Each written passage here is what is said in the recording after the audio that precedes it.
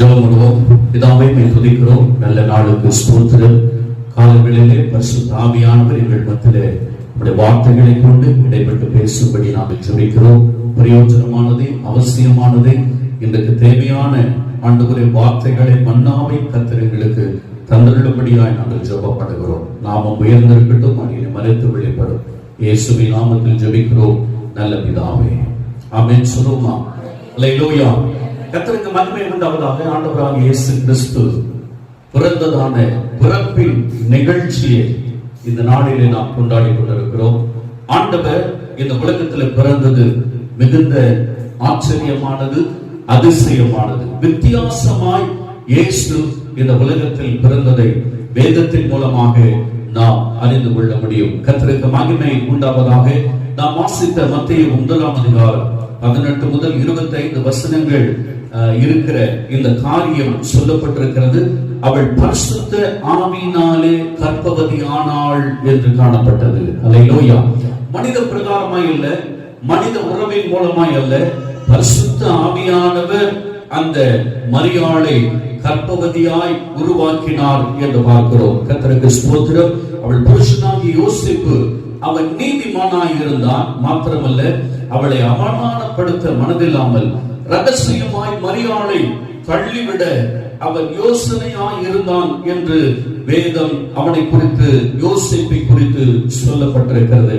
இப்படி யோசேப்பு அவன் தன்னுடைய உள்ளத்தில் சிந்தித்துக் கொண்டிருக்கையில் கர்த்தருடைய தூதன் அவனுக்கு சொப்பனத்தில் காணப்பட்டான்.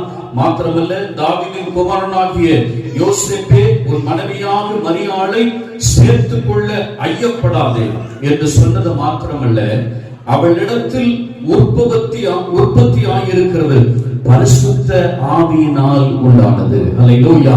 பரிசுத்த ஆவியினால் அவர் ஜெனிப்பிக்கப்பட்டார் என்று வேதம் சொல்லுகிறதை நாம் பார்க்கிறோம். இந்த காரியம் யோசேப்புக்கு சொல்லப்பட்டது. அவள் ஒரு குமாரனை பெறுவாள், அவளுக்கு இயேசு என்று பெயரிடுவாயாக. ஏனெனில் அவர் தமது ஜனங்களின் பாவங்களை நீக்கி அவர்களை ரட்சிக்கிற ஆண்டவர். அல்லேலூயா சொல்லுமா.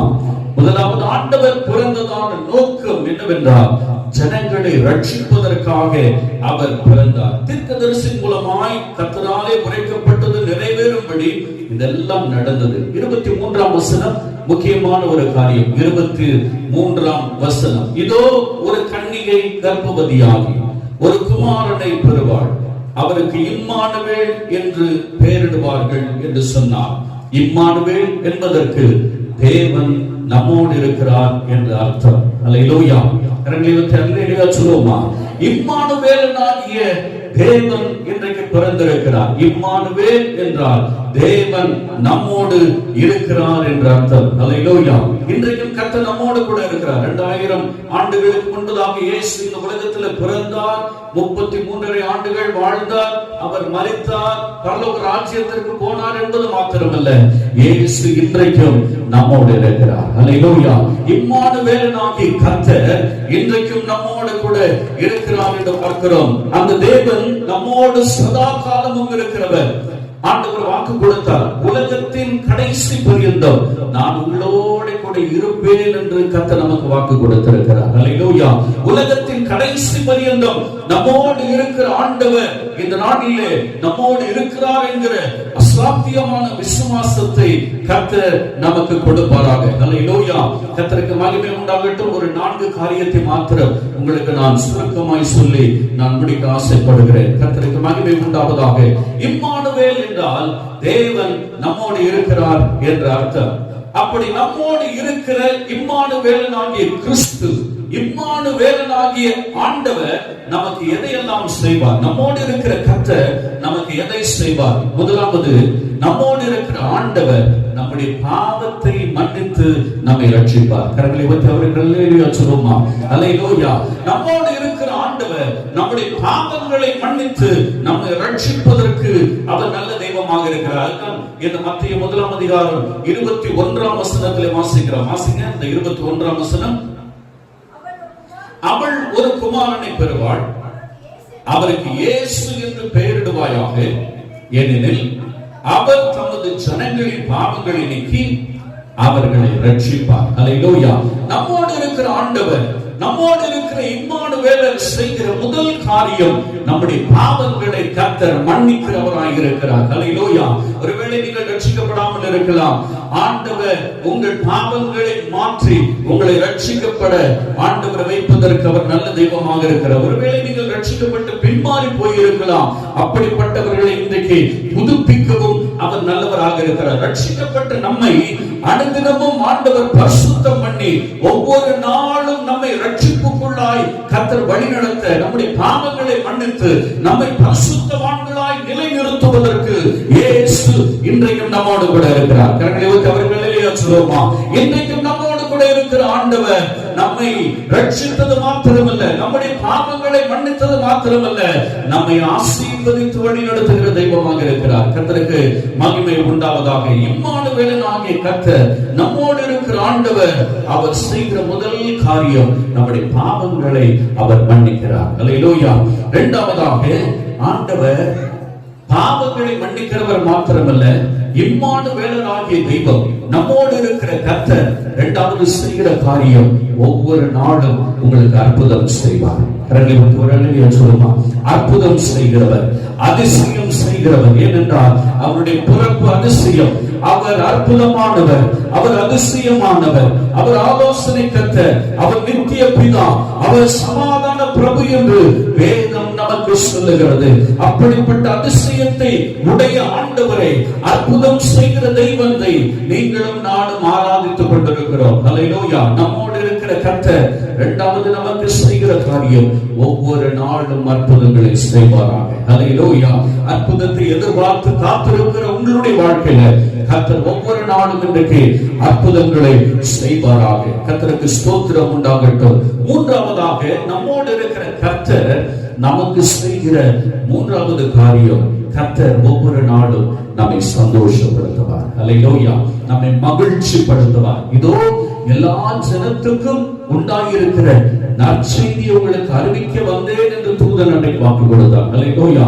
எல்லா ஜனத்திற்கும் மிகுந்த சந்தோஷத்தை உண்டாக்கும் நற்செய்தி இன்றைக்கு மாத்திரமல்ல, ஒவ்வொரு நாளும் உன்னை சந்தோஷப்படுத்தி உன்னை மகிழ்ச்சினாலே நிரப்பி உன்னை நடத்த கர்த்தர் உன்னோடு கூட ஒவ்வொரு நாளும் இருக்கிறார். இம்மானுவேலனாகிய கர்த்தர், நம்மோடு இருக்கிற கர்த்தர் நம்மை மகிழ்ச்சிப்படுத்தி சந்தோஷப்படுத்தி நம்மை நேர்த்தியாய் நடத்த அவர் நல்ல தெய்வமாக இருக்கிறார். அல்லேலூயா. கரங்களை உயர்த்தி கர்த்தருக்கு நன்றி செலுத்துவோமா?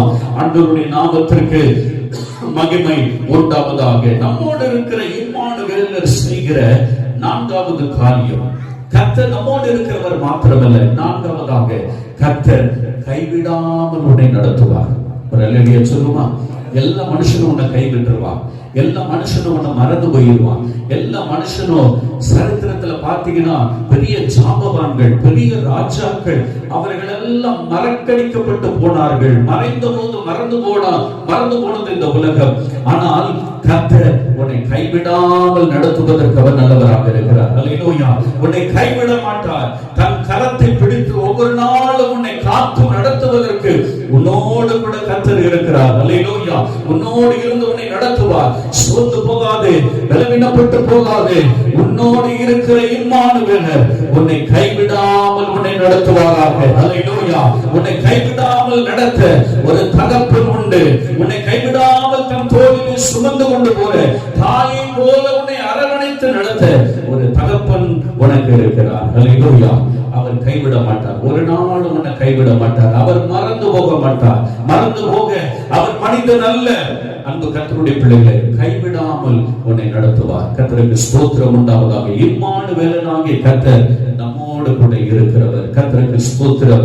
அந்த தெய்வம் முதலாவது செய்கிற காரியம், நம்மோடு இருக்கிற ஆண்டவர் செய்கிற முதல் காரியம், நம்முடைய பாவங்களை அவர் மன்னிக்கிறார். இரண்டாவதாக நம்மோடு கூட இருக்கிற கர்த்தர் நமக்கு ஒவ்வொரு நாளும் அற்புதம் செய்கிறார். மூன்றாவதாக நம்மோடு இருக்கிற ஆண்டவர் நம்மை சந்தோஷப்படுத்தி மகிழ்ச்சியினாலே நிரப்புவார். நான்காவதாக நம்மோடு கூட இருக்கிற கர்த்தர் நம்மை கைவிடாமல் நம்மை நடத்துவார். அல்லேலூயா. இந்த 4 காரியங்கள் இந்த கிறிஸ்து பிறப்பின் நாளிலே உங்களுடைய உள்ளத்திலே பதிந்திருக்கட்டும். நீங்கள் சோர்ந்து போகும்போதெல்லாம் கர்த்தர் என்னோடு கூட இருக்கிறவர், என்னை ஆசீர்வதிக்கிறவர், என்னை மகிழ்ச்சிப்படுத்துகிறவர், என் பாவத்தை மன்னித்திருக்கிறவர், என்னை அற்புதமாய் வழிநடத்துகிற இம்மானுவேலர் என்னை கைவிட மாட்டார் என்று சொல்லி நீ ஜெபிக்கும் போது உன்னை மேன்மையாய் கர்த்தர் ஆசீர்வதித்து வழி நடத்துவார். முடங்கள் படிடுவோம், ஜெபம் பண்ணுவோம்.